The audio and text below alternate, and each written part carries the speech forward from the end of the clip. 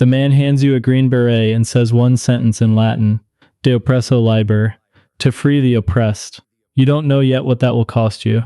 You don't know the villages you'll live in, the languages you'll speak, the men you'll train who will fight for you, and the men you'll train who will turn against you. You don't know about the medic on the patrol. You don't know about the funeral in Ohio. You don't know any of it yet. You just know you've been trying to get here for 4 years, and now you're here. Here's what happens next. Level 1. The recruit you sign the papers in an office near Fort Bragg. The recruiter shakes your hand. He smiles like you won something. You're 19. You played football. You watched every military movie ever made. You think you understand what you're signing up for. You don't. Basic training is 10 weeks at Fort Benning. They shave your head the first hour. The uniform they give you doesn't fit. A drill sergeant gets 3 inches from your face on day 1 and tells you that you are nothing. You believe him. You run. You shoot. You march. You suffer. You graduate. Your mother cries at the ceremony. You feel proud for about an hour. Then comes airborne school. 3 weeks of jumping out of airplanes. Your first jump, you're so scared you can barely breathe. The jump master shoves you out the door. You fall through 250 feet of empty air before the parachute opens. You land hard. You survive. You earn your wings. You're still not a Green Beret.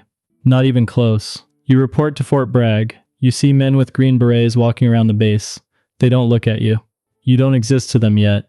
11 months in, you write the request for selection.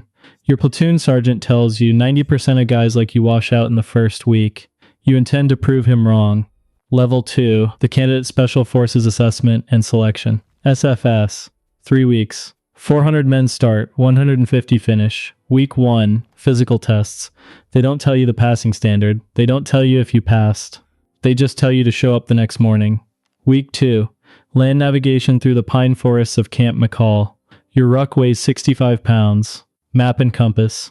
A list of grid coordinates to reach before a deadline that is never announced.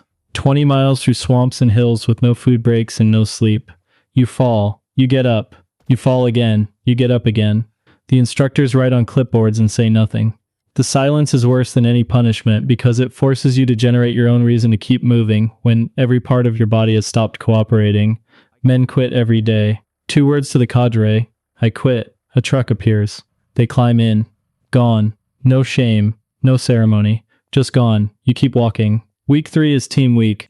Impossible tasks with strangers. The tasks don't matter. The cadre watches how you work with people you don't know. Do you lead or follow? Quit or adapt? At the end of 3 weeks, they read names off a list.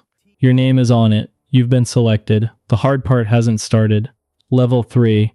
The Qualification Student, the Q course, is 18 months long and it will change what you are at a level basic training never touched. Small unit tactics, movement, ambushes, weeks in the field, cold rations, sleeping in dirt. Then your specialty. You're assigned 18 Charlie. Engineer Sergeant, you build things and destroy things. You learn to calculate exactly how much explosive it takes to collapse a specific wall without touching the structure beside it. Then language school, Arabic, 6 months. 8 hours a day in a classroom, 8 more at night. 5,000 vocabulary words, a new alphabet. Most candidates fail and get recycled, you pass. Then Robin Sage, the final exercise. 1 month in the woods of North Carolina. You're dropped into a simulated country called Pineland. Your mission, find a guerrilla force and train them to resist a government. The locals are civilian volunteers who've been doing this for years. They argue with you, refuse your orders, feed you bad intelligence to see how you handle it. You eat what they eat, sleep where they sleep, fight simulated battles. You pass. They put a green beret on your head in a small ceremony. Your family is there. Your mother cries. This time you do too. But the beret is just a piece of wool. De Oppresso Liber. To free the oppressed. You swore an oath to a sentence in a dead language. You will spend the next 2 decades learning exactly what it costs to keep it. Level 4. The Junior Sergeant Operational Detachment Alpha. ODA, 12 men. 2 officers, 10 NCOs. Every man a specialist. Every man trained to do every other man's job. You are 18 Charlie. You build things and blow things up. First deployment. Iraq. The mission is training. You spend your days at a camp outside Baghdad teaching Iraqi soldiers how to fight for their own country. March. Room clearing. Basic tactics. The Iraqis are everything. Some genuinely want to serve. Some are veterans who've survived 3 wars. Some are infiltrators working for the insurgency. You can't tell which is which. You train them all anyway. At night your team runs raids. You kick in doors, move through dark rooms, find weapons caches, find innocent families terrified at 2 a.m. You apologize. You leave. Your first firefight lasts 30 seconds and feels like 30 minutes. Your team leader takes a round through his shoulder. You drag him behind cover and treat the wound before your brain catches up to your hands. Medevac helicopter. He survives. The older guys look at you differently after that. You spend Christmas in a plywood room. Your mother sent cookies that arrived smashed. You eat the crumbs. You call her for 3 minutes on a satellite phone. She asks if you're safe. You say fine. You hang up and listen to mortars landing 3 kilometers away. Fine is a word that means something different now. 3 of the Iraqi soldiers you trained disappear one night with their American-issued weapons. They reappear fighting for the other side. Your team sergeant told you this would happen.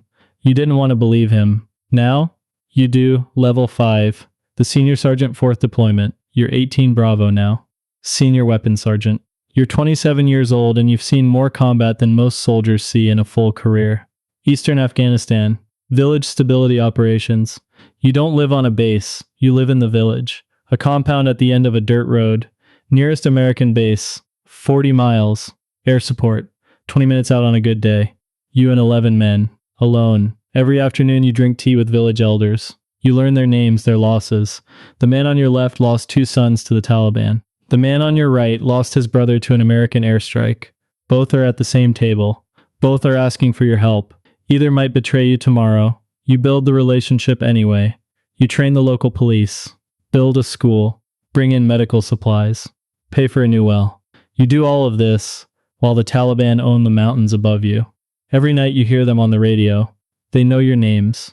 They send threats to your families in North Carolina through intermediaries. You don't sleep well.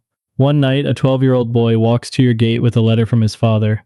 Taliban moving weapons through a valley 3 miles north tomorrow. You verify through other sources. Plan the ambush. Set up before dawn. Wait 8 hours in 110-degree heat. The Taliban arrive. AK-47s, RPGs. The firefight lasts 4 minutes. You win. You don't feel anything about winning. You call the helicopter for the bodies. 2 weeks later, your junior medic, Harris, 24 years old, Tennessee, steps on a pressure plate on a routine patrol. The explosion throws him 15 feet. Both legs are gone below the knee. You apply the tourniquets he packed for someone else. You ride in the helicopter holding his hand. He keeps asking about his wife. He keeps asking if his legs are still there. You keep telling him the doctors will fix it. 6 months later, you visit him at Walter Reed. He thanks you for saving his life. You don't know what to say to that. You finish the deployment. Come home. Start training for the next one. Harris learns to walk on prosthetics by spring. He sends you a photo. You keep it in your wallet. Level 6. The team sergeant 13 years. You're 32. 18 Zulu, team sergeant. Officers rotate in and out. You stay. You are the institutional memory. The father figure. The man who makes the team function when everything else is breaking. Your team leader is Captain Briggs, 26 years old. First team. He outranks you on paper and listens to everything you say. The good ones always do. You manage the men in ways no manual covers. Your weapons sergeant is going through a divorce. You drink with him in the team room on a Tuesday night and let him talk. Your medic's father died last month. You cover his duties and handle the paperwork, so he doesn't have to think about anything except getting home. Your junior engineer just became a father. You tell him, call home every time you get the chance. Someday you'll be somewhere you can't call. You don't want to have wasted the calls you had. You deploy to Syria. Kurdish forces ISIS. Bombed out buildings. Enemy drones overhead. You coordinate airstrikes, artillery, aircraft from 6 different countries. You speak 3 languages in a single conversation. Your Kurdish commander, Barzan, calls you brother. You think he means it. He doesn't make it home. Neither does your weapons sergeant. Sniper round in Raqqa. 29 years old. His daughter Emma is 3. You write the letter to his wife yourself. You fly home for the funeral. Stand at the grave in a cemetery in Ohio. Hand Emma a folded American flag. She asks when Daddy is coming home. Her mother can't answer. You can't either. You go back to the team room, pack his things. At the bottom of his kit bag, a photograph in his wallet. Him and Emma at a beach. Summer. Both laughing. You close the box. You sit in the dark for a long time. Then you start planning the next deployment. Because that's what he would have done. Level 7. The company sergeant major 20 years in. Senior enlisted advisor for an entire special forces company. 3 ODAs, 36 men. Your body is a medical record of everywhere you've been. Both knees rebuilt. A shoulder that dislocates in cold weather. Tinnitus from too many explosions. The VA rates you at 70% disability. The real number is higher. You don't say it because saying it feels like quitting, and you have never said those 2 words. You've buried 7 teammates. You know the graves by location. Arlington. Section 60. Ohio. Tennessee. North Carolina. You've handed 7 folded flags to 7 widows, and stood next to 7 holes in the ground, and said the words you're supposed to say. You know every name. You will know every name for the rest of your life. Level 8. The Porch. You retire after 23 years. Small ceremony. Conference room. Family. A few men you've served with for decades. The general gives a speech about sacrifice and service and the price of freedom. Your daughter drove 4 hours to be there. She grew up with a father who was always deployed or training for deployment. She knows the cover stories. She knows the version of you that existed in the gaps. She drove 4 hours anyway. That means something you don't say out loud. You sign more papers. Everything classified stays classified. The operations, the countries, the names. You carry all of it under a legal obligation, and you would carry it anyway because the men deserve the silence more than you need to talk. You move to a house in North Carolina. It has a porch. You sit on that porch in the mornings and drink coffee and watch the sun come up over the tree line. You haven't watched a sunrise in peace in 23 years. The calls you get now are from the ones still alive. Fewer every year. Heart attacks. Cancer. Suicide. The body keeps the score and sends the bill late.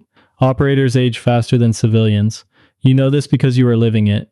You attend too many funerals. Hand too many folded flags to too many people who deserved more time. Your medals are in a shadow box in the closet. Silver star, bronze stars with V devices, purple hearts. Civilians see medals and think of glory. You see them and remember specific days, specific decisions, specific men. Each one a weight you carry alone. In the spring, they ask you to speak at a Green Beret graduation. You stand at the podium and look at 150 young men. They look impossibly young. They look exactly like you looked 35 years ago. You tell them the truth. The job will take more than they think they have.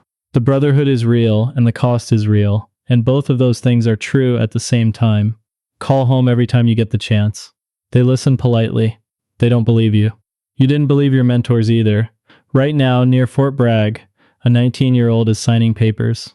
He played football. He lifted weights in his garage. He watched every military movie ever made. He thinks he knows what he's signing up for. He doesn't know about SFAS, the 65-pound ruck with no finish line. He doesn't know about Robin Sage or the village in Afghanistan, or the elders who will call you brother and might sell you out by morning. He doesn't know about Harris and the photograph in his wallet. He doesn't know about Emma and the flag and the grave in Ohio. He doesn't know about the porch. He just knows he wants to wear the Green Beret.